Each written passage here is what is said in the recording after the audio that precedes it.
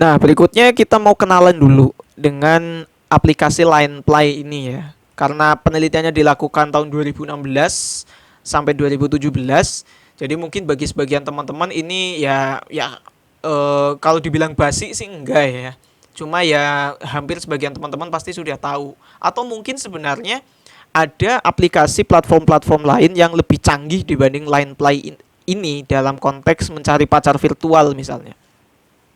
Tapi mari kita lihat bagaimana Line Play ini menjadi platform yang digunakan seseorang untuk mencari pacar. Jadi mencari pacar atau mencari jodoh, kita tidak bisa membayangkan lagi bagaimana kita bertemu dengan teman kita hanya di ruang kelas atau di kafe, atau kalau di sinetron-sinetron itu di pasar malam atau di mall yang sifatnya kita interaksi face to face. Ternyata orang juga bisa mendapatkan pasangannya itu lewat aktivitas media sosial gitu. Salah satunya game. Ya. Nah, kita bisa lihat di sini bahwa Line Play adalah aplikasi permainan daring yang bergenre role playing game atau RPG ya. Jadi ini adalah game tentang permainan peran. Jadi bagaimana kita memerankan sebagai seorang tokoh fiksi ya, tokoh fiksi tertentu yang kita create sedemikian rupa agar mirip dengan identitas kita dalam kehidupan yang sesungguhnya. Nah, di sini ada beberapa fitur ya, ada beberapa fitur yang dipakai. Yang pertama adalah avatar. Nah, avatar ini adalah perwujudan atau representasi dari seseorang ya, yang berbentuk 3 dimensi, yang bisa di create, dibentuk sedemikian rupa. Misalnya kita punya kepribadian yang tomboy atau feminin misalnya, ya kita bisa create bahwa kita sebagai seseorang yang tomboy, kita sebagai seorang yang feminin, kita sebagai seorang yang suka ilmu pengetahuan, misalnya kita memberikan kacamata untuk sebagai simbol dari ketekunan misalnya. Kita memberikan simbol pakaian celana robek-robek sebagai bentuk bahwa kita adalah sosok yang maskulin misalnya. Kita memberikan rambut panjang gondrong sebagai bentuk maskulin dan lain sebagainya. Nah, avatar ini digunakan sebagai media tadi ya, representasi gitu loh.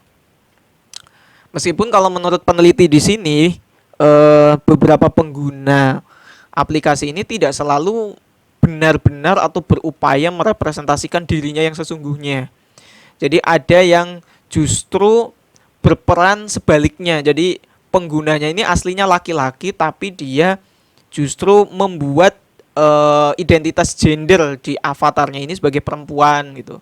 Atau kalau di sini disebutkan bahwa juga bisa menjadi hewan. Jadi avatar yang dibuat di sini tidak hanya manusia tapi juga bisa hewan.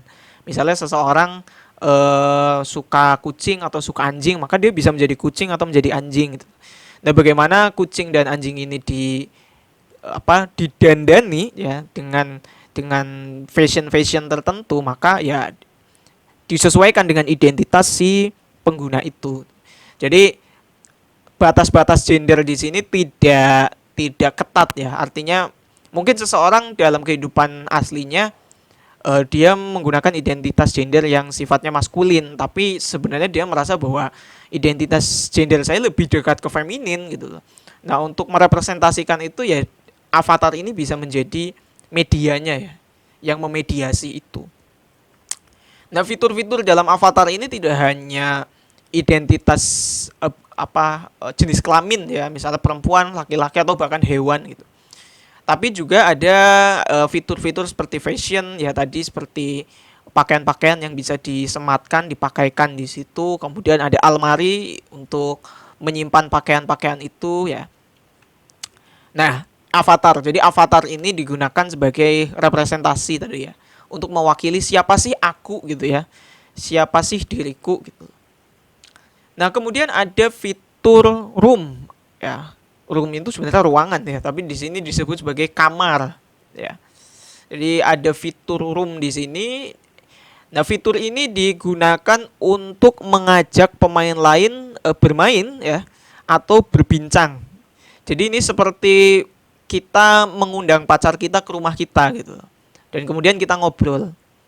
Nah, kalau saya lihat di situ obrolan yang dibangun via chat ya. Jadi avatarnya ketemu, tapi perbincangan itu sistemnya adalah chatting gitu loh. Sistemnya chatting, saya belum pernah pakai sih, cuma kelihatannya sistemnya chatting. Nah, chat-chat itu kemudian nanti muncul secara tampilan itu muncul di kepala si avatar-avatar ini ya. Jadi lawan lawan bicara kita ngomong apa, kemudian kita membalas apa, itu terlihat dari teknis chatting itu tadi. Nah, fitur room bisa berjalan atau bisa digunakan atau bisa dipakai untuk mengundang pemain yang lain maksimal 6 orang. Begitu juga sebaliknya. Sebaliknya itu artinya kita juga bisa diundang oleh pengguna yang lain untuk datang ke roomnya. Ya, jadi persis seperti kita mengundang teman-teman kita untuk main ke rumah kita atau kita ngapel ke pacar kita, tapi ini secara virtual ya. Secara virtual kita ke room kita, dan room itu kalau saya lihat ternyata bisa disetting juga ya. Jadi sedemikian rupa ada gambar makanan-makanan virtual juga. Jadi persis seperti kita bertamu gitu. Jadi ada sajian makanan, minuman yang sifatnya virtual, kemudian perbincangan bisa dibangun dengan sistem chatting tadi. Jadi bisa merepresentasikan tradisi ngapel gitu ya. Jadi ngapel itu tidak, ternyata ya, dalam era perkembangan teknologi informasi itu nggak harus ke rumahnya beneran. Jadi kita rebahan di kamar kita, terus pacar kita rebahan juga di kamarnya, kita bisa ngapel secara virtual, seolah-olah ngapel gitu ya. Nah, ini di fitur Room. Jadi berusaha sedemikian rupa ya, aplikasi ini untuk memberikan nuansa yang real bagi penggunanya. Saya nggak kebayang kalau metaverse itu lebih real lagi berarti ya. Metaverse itu bahkan kita benar-benar seperti berjalan sendiri gitu. Nah, berikutnya ada menu Friends. Nah, menu Friends ini kayaknya seperti kontak chat gitu ya. Jadi bagi pengguna-pengguna yang lain yang kita setujui untuk menjadi teman kita gitu ya, persis seperti follower di Instagram atau pertemanan di Facebook misalnya yang masih pakai Facebook. Jadi ada kontak di situ yang bisa kita tambahkan untuk menambahkan pengguna-pengguna yang lain ya, sebagai teman-teman kita yang nantinya juga bisa kita ajak ke room itu tadi untuk bertamu, untuk ngobrol dan lain sebagainya. Nah, berikutnya fitur yang lain adalah menu chat di sini. Jadi saya nggak tahu ya, ini teknis chatnya ketika di room itu apakah automatically ya, maksudnya tampilannya adalah tampilan room itu atau tampilannya adalah chat gitu. Tapi sebagaimana pengguna Line yang menggunakan Line sebagai aplikasi chatting ya, di situ ada menu untuk chatting juga gitu. Seperti WhatsApp juga, seperti SMS kalau sebelumnya, atau direct message di Instagram atau inbox di Facebook gitu. Jadi ada menu chatnya gitu. Jadi basisnya chat ya di sini. Kemudian ada fitur di chat itu juga ada emoticon ya. Dan kalau dijelaskan oleh si peneliti, emoticon di sini tidak seperti WhatsApp yang pasif ya, tapi emoticonnya bisa bergerak, GIF. Jadi seperti GIF. Nah, kemudian ada menu Square. Menu Square ini adalah satu ruangan besar ya, public space ya, ruang publik dunia virtual ya, yang berfungsi untuk mempertemukan para pemain Line Play dari berbagai wilayah. Jadi kalau room itu terbatas hanya maksimal 6 orang, dan terutama adalah teman-teman kita yang kita add dalam friends tadi. Nah, menu Square ini lebih luas. Jadi Square ini adalah satu ruang publik yang nantinya bisa mempertemukan banyak pengguna Line Play dari berbagai wilayah. Kalau dijelaskan di jurnal ini, ada server-servernya. Jadi server Indonesia, maka ya kita akan ketemu orang-orang Indonesia dan lain sebagainya. Nah, menu Square ini atau fitur Square ini dalam penelitian ini menjadi satu fitur yang mempertemukan pengguna-pengguna untuk kemudian berpacaran ya, nantinya berpacaran secara virtual. Jadi seseorang ketemu pacarnya, jadi pengguna-pengguna yang ketemu pacarnya itu lebih sering ketemu di square ini. Karena kalau di room itu kan eh, berdasarkan penelitian ini adalah teman yang sudah di add gitu. Jadi memang sudah kita add, misalnya pacar kita add, kemudian kita bisa bawa ke room itu. Tapi awal mula seseorang bertemu pacar virtualnya itu adalah di menu square ini. Dan menu square ini kalau saya lihat, saya baca lagi, tidak apa ya, tampilannya macam-macam ya, bisa taman, bisa kafe, bisa lapangan sepak bola gitu. Jadi berusaha sangat realistis ya, realistik gitu. Nah, pertemuan-pertemuan spontan, pembicaraan-pembicaraan acak itu yang membuat seseorang bertemu pacarnya di menu square ini. Bahkan ada sistem mak comblang ya. Jadi teman kita yang berusaha mencarikan kita pacar itu juga bekerja di menu square ini. Bagaimana pengguna yang lain itu menyomblangkan temannya dengan seseorang misalnya. Jadi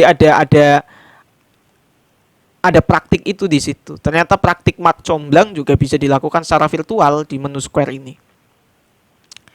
Nah, berikutnya ada menu komunitas daring. Jadi dari teman-teman yang sudah kita add tadi, kita bisa buat satu komunitas ya. Kalau di WhatsApp mungkin semacam WhatsApp group gitu.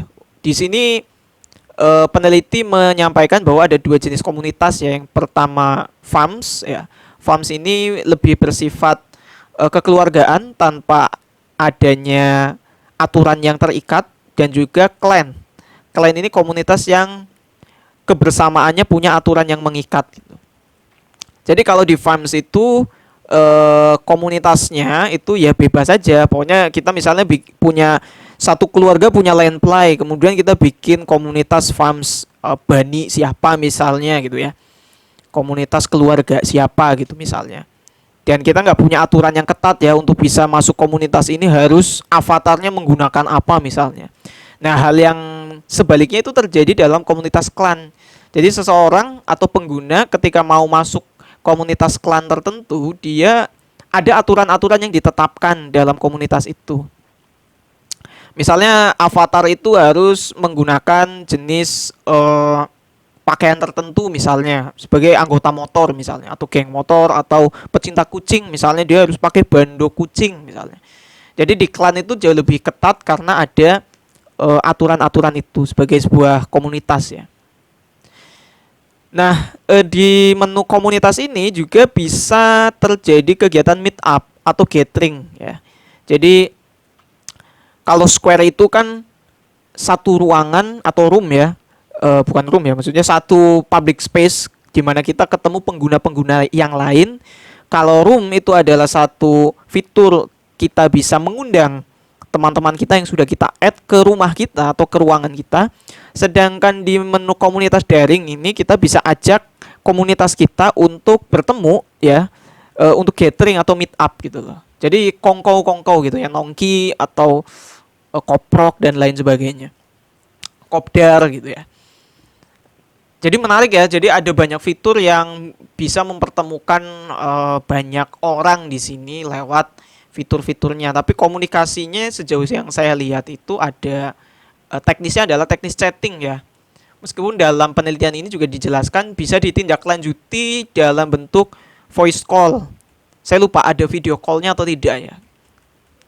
Kayaknya hanya voice call ya. Jadi voice callnya lebih ke nanti masuk ke line chatnya ya, bukan di line playnya atau di menu chatnya nanti. Nah, setelah kita pahami fieldnya ya, pakai istilahnya bordu lagi nih, kita pahami arena line playnya. Oh, line play ini punya fitur-fitur yang seperti ini nih. Dan ada beberapa fitur yang memungkinkan seseorang bertemu pacarnya, pacar virtualnya tentu. Nah, lantas bagaimana kok bisa line play menjadi media pencarian pacar virtual? Sedangkan beberapa hal yang dilakukan tuh ya gitu-gitu aja dalam tanda kutip ya. Atau ada beberapa keterbatasan fitur. Dan bagaimana orang bisa tertarik dengan avatar? Jadi bagaimana orang bisa tertarik dengan avatar gitu. Nah, di sini ternyata ada beberapa aktivitas yang dilakukan seseorang untuk mendapatkan pacarnya. Yang pertama adalah status need couple. Ya, jadi banyak pemain atau pengguna yang mendapatkan atau bertemu pacarnya di town square virtual. Town square virtual itu adalah menu atau fitur square tadi.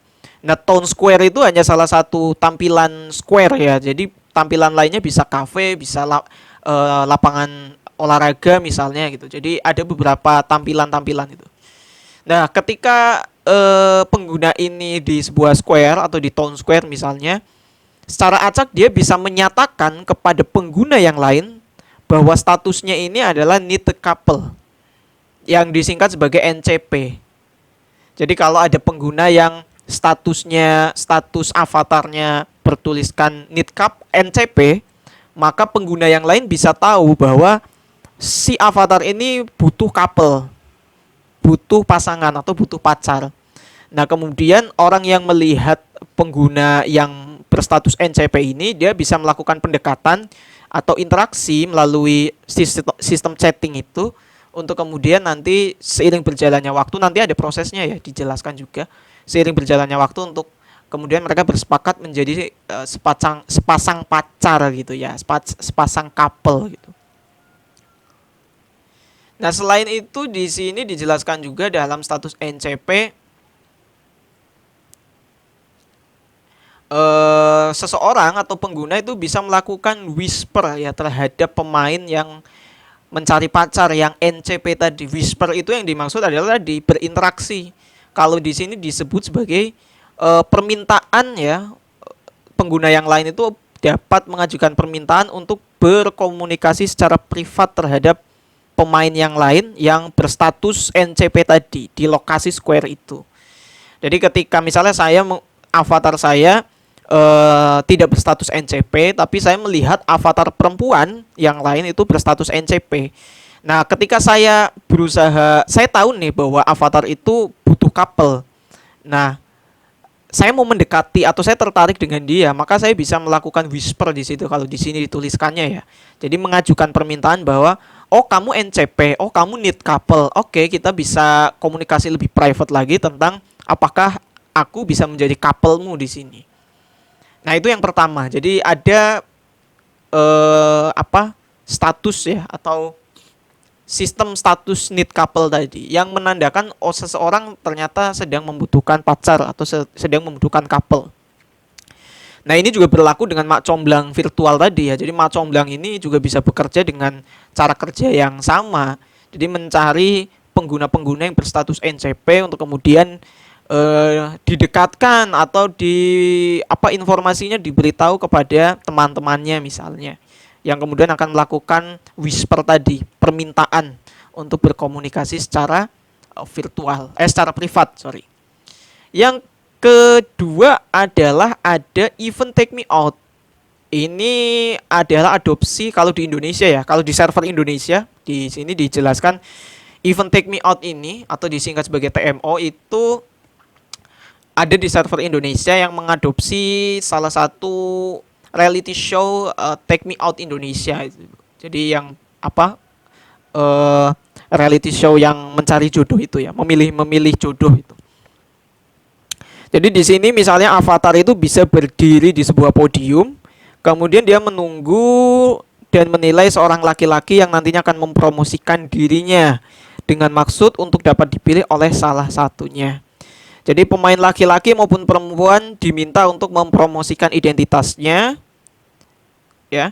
Dan bila seseorang pemain atau pengguna ini menyukai promosi tersebut, mereka dapat menggunakan emoticon yes sebagai simbol ketertarikan. Tapi sebaliknya kalau tidak tertarik bisa menggunakan emoticon no. Jadi sistemnya masih chat ya sebenarnya. Jadi emoticon yes dan emoticon no ini adalah bentuk penerimaan atau bentuk penolakan.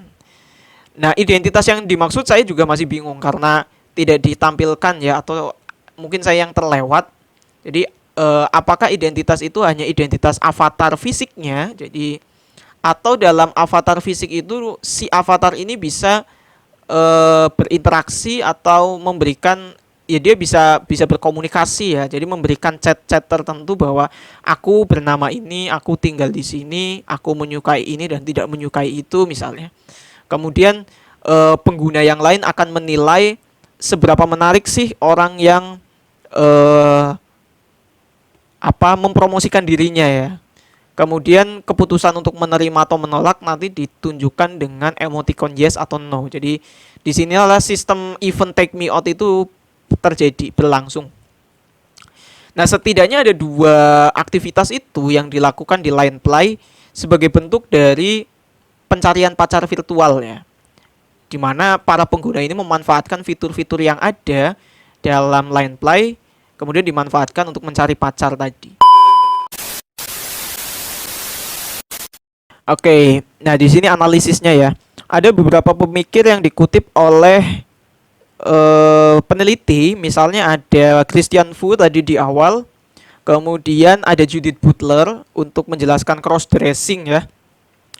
Bagaimana identitas gender pengguna itu tidak selalu sama dengan identitas gender pengguna yang sesungguhnya dalam real life-nya. Peneliti juga mengutip Aaron Benziev ya dalam karyanya yang berjudul Love Online: Emotions of the Internet. Nah, saya lupa atau saya yang belum tahu ya konsepnya ini apa ya, maksudnya bingkai konsep sentral utamanya apa, tapi peneliti menganalisis terjadinya proses pacaran virtual ini menjadi 5 tahap sesuai dengan bukunya Aaron Benziev itu. Yang pertama adalah proses atau fase proximity atau fase pendekatan, fase PDKT. Nah, fase proximity ini itu sangat mengandalkan intensitas pembicaraan. Jadi bagaimana topik pembicaraan di menu chat itu intensitasnya itu seperti apa, semakin intensif atau tidak. Jika semakin intensif maka semakin dekat. Nah, misalnya seseorang yang berstatus NCP kemudian di whisper oleh pengguna yang lain, mereka berlanjut untuk melakukan obrolan yang lebih private. Nah, disitulah penentu fase proximity ini. Apakah pendekatannya akan berhasil atau tidak. Hal yang sama juga bekerja ketika fase atau ketika event TMO ya, event take me out tadi itu. Bagaimana seseorang mempromosikan dirinya. Nah, kemudian tahap yang kedua adalah self representation. Bagaimana pengguna ini merepresentasikan dirinya. Nah, di sini avatar itu menjadi media atau fitur yang sangat berperan. Bagaimana avatar ini di-create sedemikian rupa, semenarik mungkin, seunik mungkin, sehingga bisa menciptakan, kalau di sini disebut sebagai raga yang ideal. Bagaimana pengguna itu menciptakan dirinya yang ideal dalam bentuk avatar itu. Nah, ini menentukan apakah seorang pengguna itu menarik di mata pengguna yang lain. Bagaimana dia merepresentasikan dirinya melalui avatar. Nah, fase berikutnya adalah similarity atau kemiripan. Nah, kemiripan ini akan ditentukan itu dalam topik pembicaraan. Sama halnya dengan proximity tadi tentang intensitas pembicaraan. Nah, topik ini lebih kepada tema-tema yang dibicarakan. Ketika sudah intensif pembicaraannya, ketika avatarnya sudah sangat representatif sehingga menarik di mata pengguna yang lain. Nah, fase berikutnya adalah mencari kesamaan di antara satu sama lain. Nah, di sini fiturnya apa yang memediasi itu? Ya sama chat juga. Atau seseorang yang datang ke room seseorang, bertamu, ngapel tadi, kemudian berusaha untuk yang ngobrol, kemudian mencari topik-topik yang sama.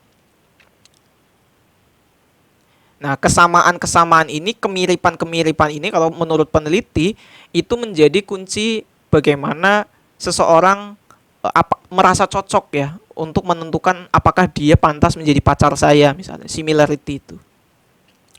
Nah, berikutnya adalah fase reciprocity atau timbal balik. Ya, timbal balik di sini adalah misalnya intensitas komunikasi sama ya, intensitas pembicaraan, intensitas komunikasi.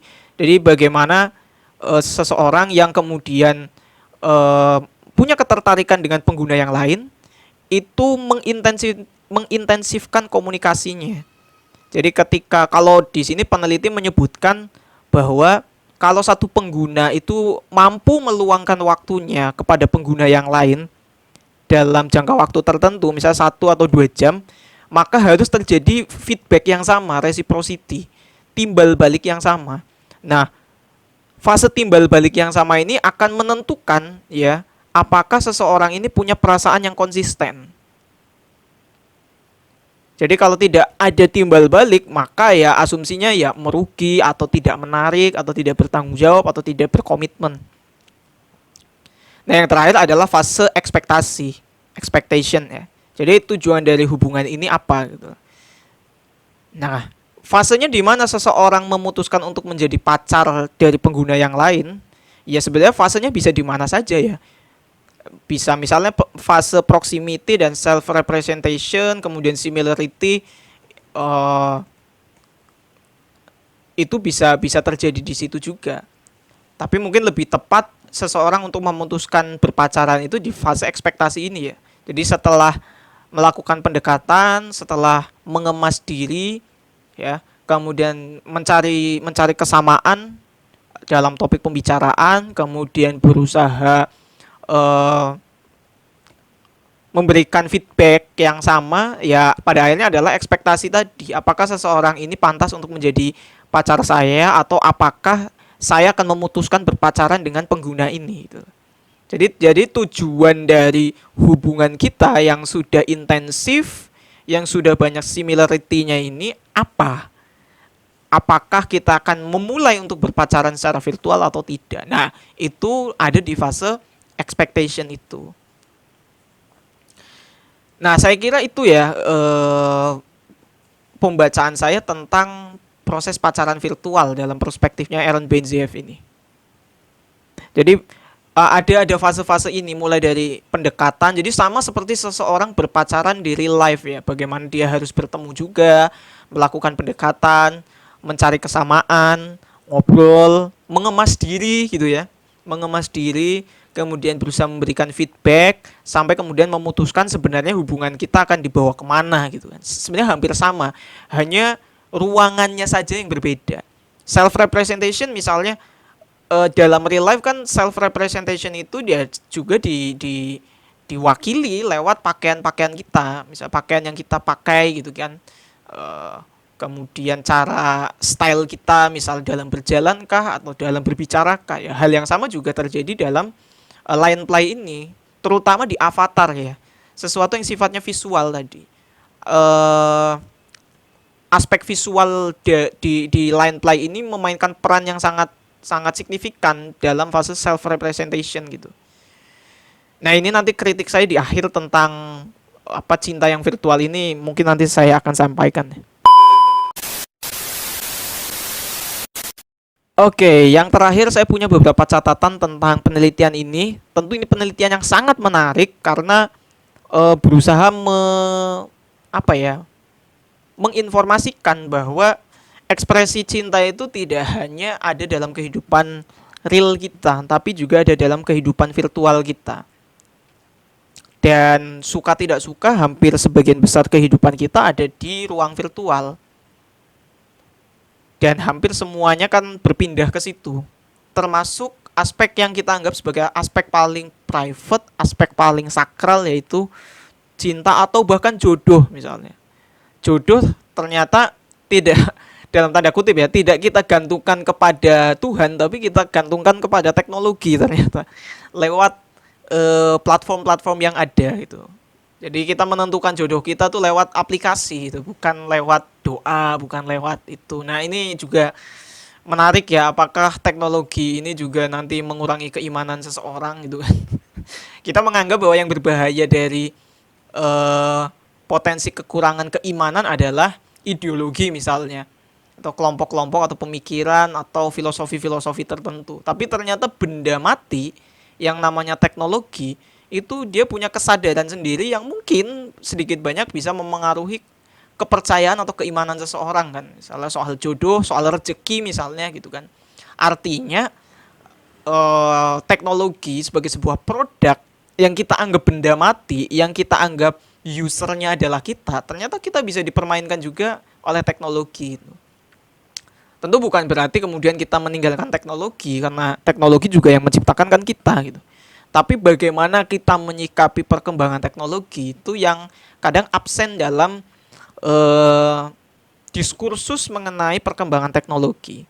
Seringkali perkembangan teknologi itu dibicarakan mengenai bagaimana kita bisa menguasai teknologi itu secara skill, keterampilan gitu. Tapi bagaimana kita bisa menyikapi itu secara bijakan? Bagaimana teknologi itu tidak balik mengendalikan kita sebagai usernya, sebagai penciptanya. Ya, di sosiologi klasik sebenarnya itu sudah dijelaskan oleh Georg Simmel ketika uang pertama kali diciptakan yang awalnya adalah wujud dari teknologi yang diciptakan oleh manusia, tapi justru uang mengendalikan manusia dalam filosofi of money-nya ya.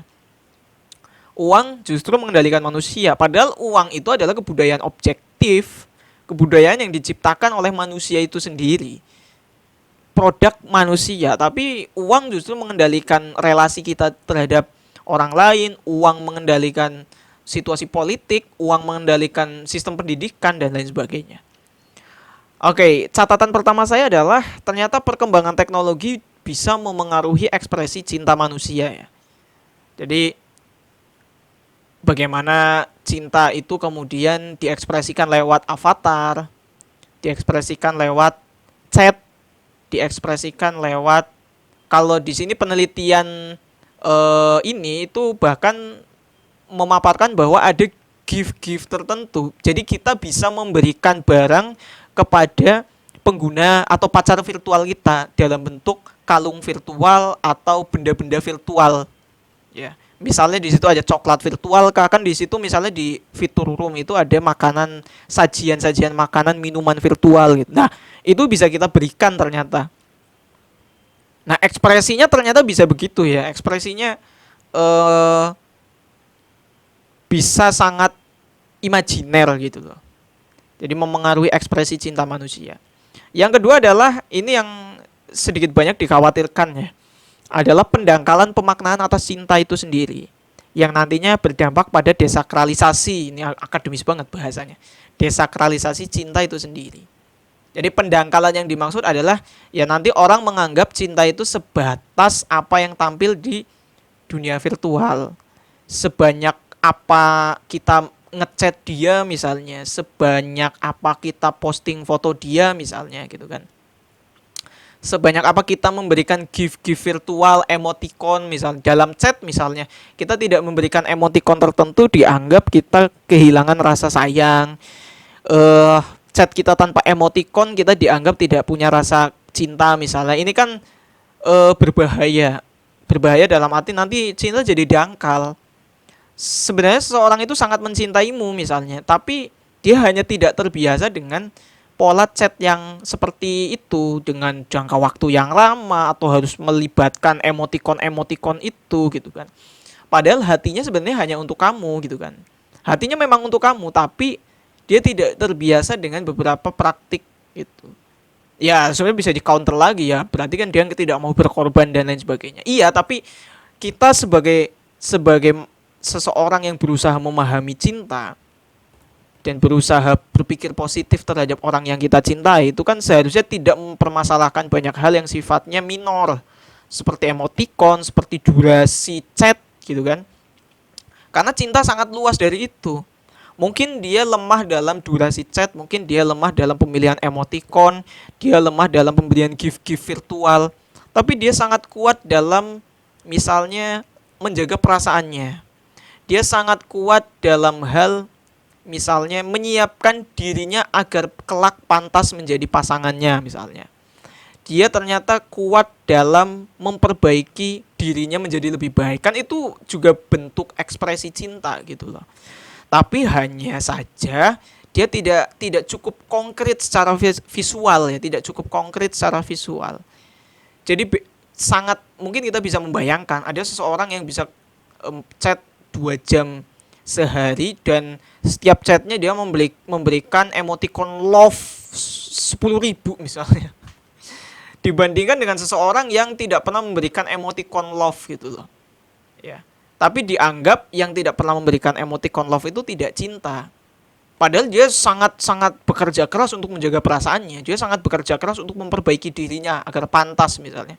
Tapi di sisi yang lain yang memberikan love 10.000 itu Dia menggunakan emot-emot ini untuk memanipulasi kesadaran pasangannya atau psikologi pasangannya bahwa supaya dia tetap merasa secure gitu ya.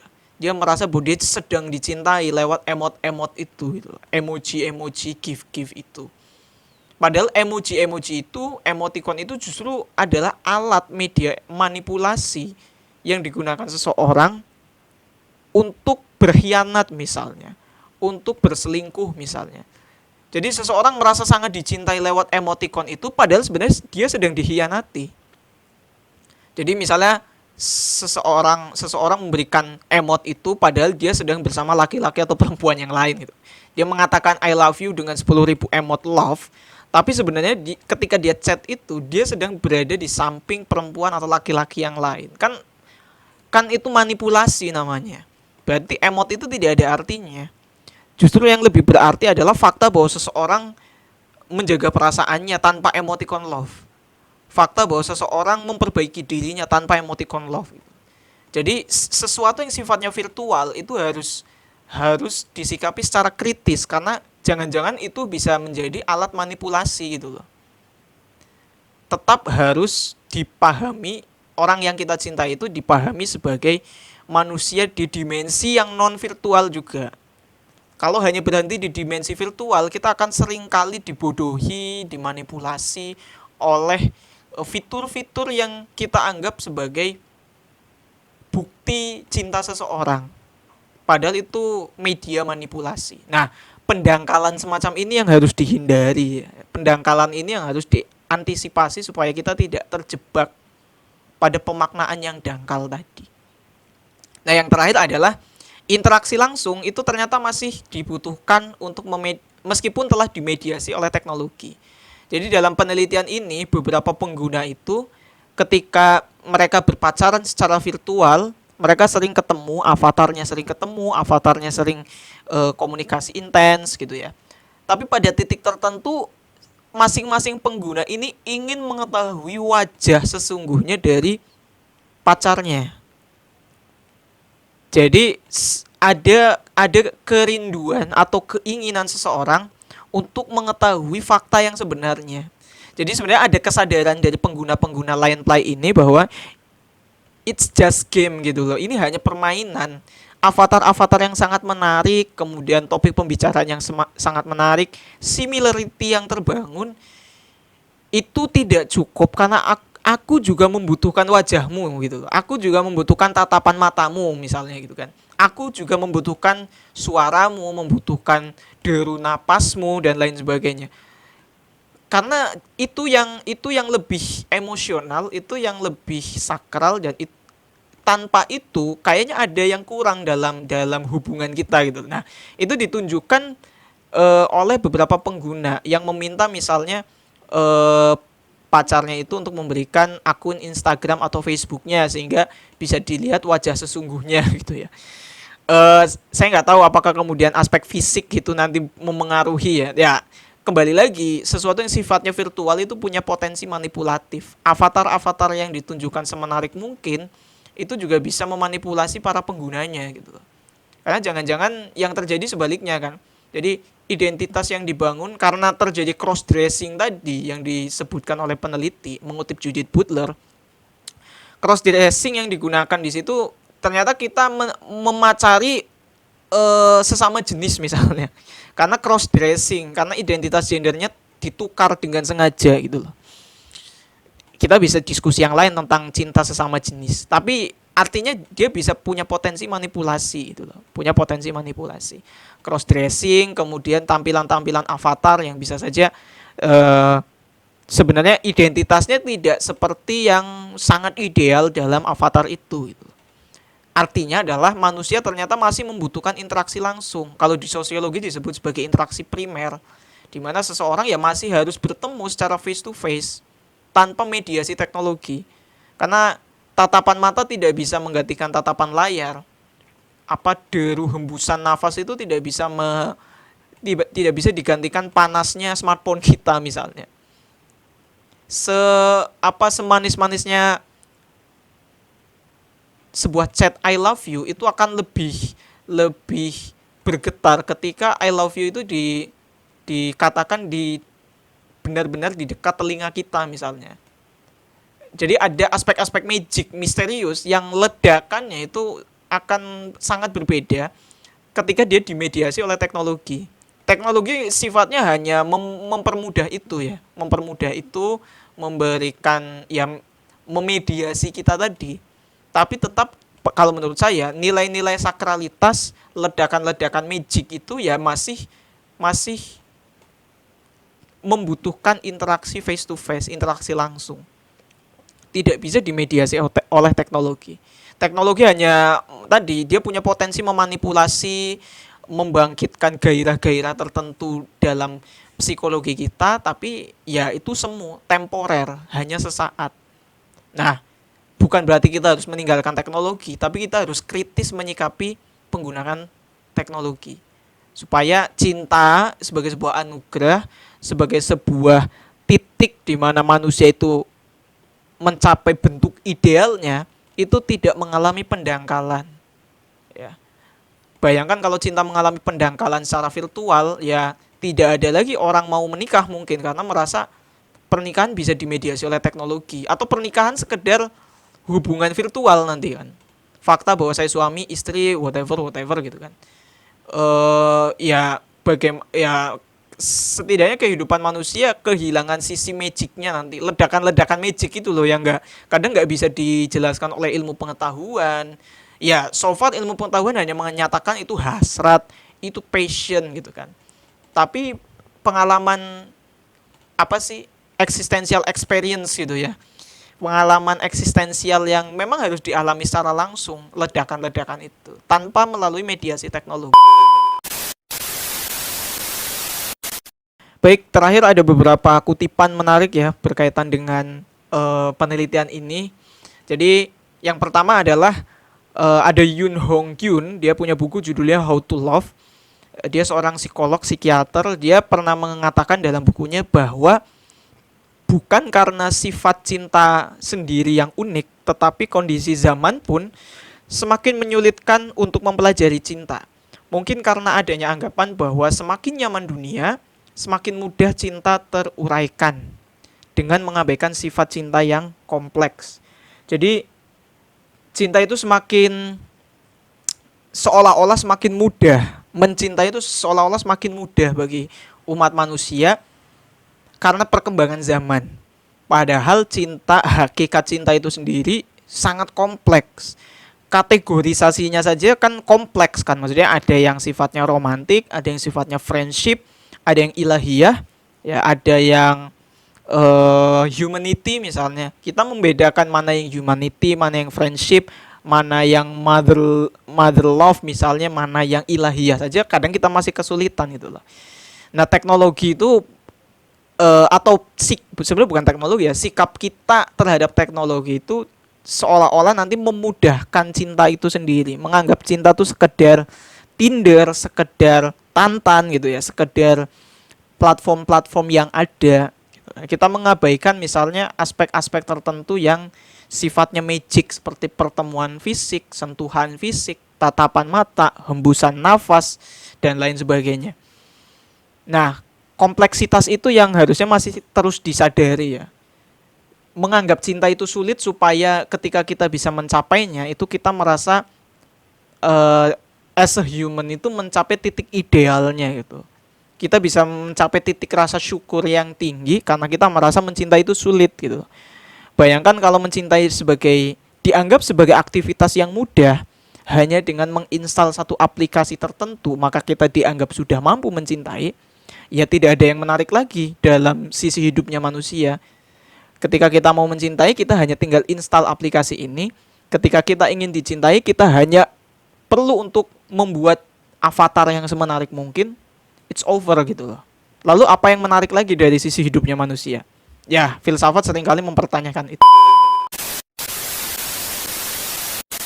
Oke, yang terakhir ada Erich Fromm, salah satu filsuf sosiolog yang membahas tentang cinta dalam bukunya Seni Mencintai. Dia menyatakan bahwa perlu beberapa saat untuk memberitahu seseorang bahwa Anda mencintainya, tapi butuh waktu seumur hidup untuk membuktikannya. Jadi untuk menyatakan ya tadi sama seperti pengguna line play untuk menyatakan bahwa aku mencintaimu kan mudah ya. Eh, Bikin status NCP, kemudian kita minta untuk komunikasi private, dan kamu silakan nyatakan saja, ketik saja bahwa aku mencintaimu, tambahin emot love 50.000 gitu kan, selesai. Tapi untuk membuktikan bahwa apakah kamu benar-benar mencintainya, kata Eric Fromm, itu membutuhkan waktu bahkan seumur hidup kamu gitu. Karena membuktikan itu bisa saja konsistensi, kepedulian, care, responsibility, dan lain sebagainya yang dijelaskan oleh Fromm misalnya. Itu tidak cukup jangankan papan ketik ya, aplikasi platform media teknologi itu bahkan tidak cukup untuk membuktikan apakah seseorang benar-benar mencintaimu atau apakah kamu benar-benar mencintainya gitu. Karena itu pengabdian seumur hidup. Seorang ibu atau bapak misalnya untuk membuktikan apakah bapak ibu ini benar-benar mencintai anaknya, itu kan tidak hanya berhenti sampai anaknya kuliah atau sampai anaknya punya pasangan gitu. Misi orang tua untuk mencintai anaknya kan seumur hidup sampai mereka berdua itu meninggal dunia misalnya gitu kan. Sama juga bakti rasa cinta anak kepada orang tuanya itu tidak sebatas sampai dia memiliki anak juga gitu. Jadi bakti seorang atau rasa cinta seorang anak juga harus dibuktikan sampai seumur hidupnya gitu. Tidak berhenti sampai si anak memiliki anak saja. Kalau kata Eric Fromm begitu. Jadi cinta itu adalah satu misi yang sulit, tapi karena itu sulit, maka ketika kamu dianugerahi itu, ketika kamu bisa mencapai itu, kamu harus sangat amat bersyukur. Karena itu adalah misi yang sulit itu. Menganggap cinta itu mudah adalah tadi kalau saya sebut sebagai pendangkalan. Dan itu kalau disebut berbahaya mungkin berlebihan, tapi kayaknya jangan sampailah itu terjadi ya.